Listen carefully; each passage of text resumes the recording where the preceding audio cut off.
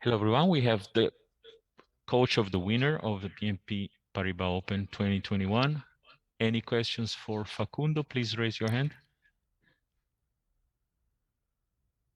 Rob? Facundo, congratulations to you and Cam and the team. Um, what are you and what's he done differently this year to elevate him to the higher echelons of the sport? A lot of different things, but mainly I would say taking ownership of his career, and just putting himself in tougher positions and learning from it and moving on quick and take all the positives and then being more comfortable with the bigger matches, bigger moments, and be a little bit more protagonist in those situations rather than waiting for other guys to miss or something like that. But overall, just taking ownership. Tim Hemmett was saying on TV that he thinks Norrie can now be a top 10 player in the world. That can be the next sort of target. Would you agree with that? Well, yeah, I think he's should be pretty close points wise. I think if the rankings were open, he would be right there. But I think the main thing is if he has a level, and I think he has it right now. He just needs to keep improving and keep bringing it every single week, and just keep getting better at his craft, and not stop improving, putting himself in these situations, and keep getting through. And time will tell. But yeah, he needs to focus on the level more than anything. Russell?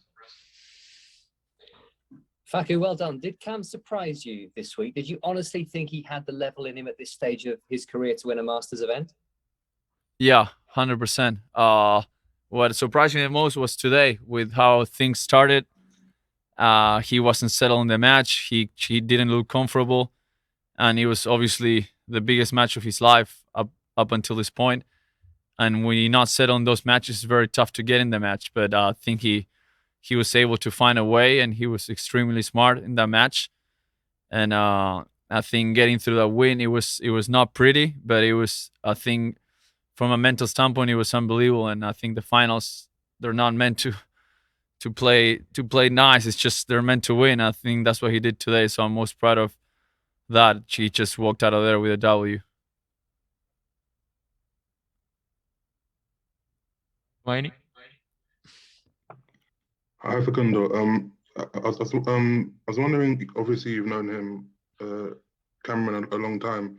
At what point did you kind of realize that he was capable of being a top pro, and I guess also doing something like this? Always. I mean, I always thought he was unbelievably good. It's just a matter of when things are gonna click, and if he can, if he can like stick to the things that are working and stick to the process and just not giving up and not being let down by like tough moments like we had in the past. Some terrible losses, a lot of finals, a lot of really bad losses, and it didn't matter for him. You know, he always had a bigger vision, and he always woke up the next day and brought 120% regardless of what happened the day before. So when you have someone with that ability, uh, I think there's no limits. It's just if you're brave enough to go and do it. And I think right this year he's been really brave. Rob? Can you tell us about the shoe situation, please? It sounded like quite a lot of drama that you probably didn't need on the eve of the final.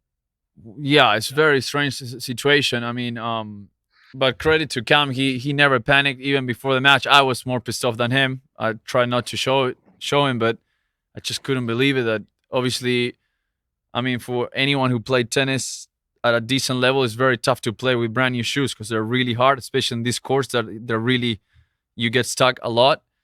And in a match that he was gonna have to run like crazy to get every ball back, and then you come to play your biggest match of your career and you don't have your shoes. I don't know what happened. We didn't get an answer, but the reality is the shoes weren't in the locker. He had two pairs of shoes that were gone, so he played with a pair of. Likely, he had another pair, brand new shoes. And I knew it was gonna be tough for him at the beginning. I tried in the warm up to make him move a lot and get used to it, and he said, I'm fine out." But obviously, when the match started, he didn't look comfortable. He tripped a couple of times. He wasn't moving well, And at some point in the match, I think he forgot about it, started moving a little bit better, became more comfortable, and he was able to get through. And I'm really proud about that, because maybe 1 or 2 years ago with this situation, he would have gone away or find an excuse and blame it on the shoes. But the reality is that we couldn't do anything to change it, and he dealt with it and he found a way. So I think that's what I'm really proud of. Last couple questions. Too many. You're obviously a young coach, so I'm curious, like, what it's been like for you, being a coach on at the top level of professional tennis, and how that's been for you. Yeah, I mean, I think it's an unbelievable experience for me. I'm learning so much, learning a lot with Cam, and I try to give my best, because I know I need to get better at a lot of things, and I don't have the experience other coaches have or other former players have. So I need to work extra harder than everyone to make sure I can deliver what Cam wants and what he needs. So I always have that chip on my shoulder to do a little bit extra than everyone, and yeah, that's kind of my mentality and where I'm trying to go.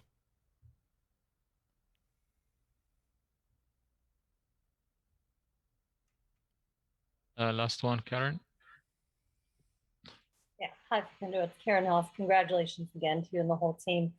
You were talking a little bit about processing setbacks or losses, and San Diego was a great week for Cam, of course, until the final, which was, I'm sure, very disappointing against Casper. So, how are you, maybe in a little more detail, helping him transition from something like that going into Indian Wells? Yeah, I mean that was not the only one. I think the final he lost with Ramos 6 in the third. He was really close to winning his first title.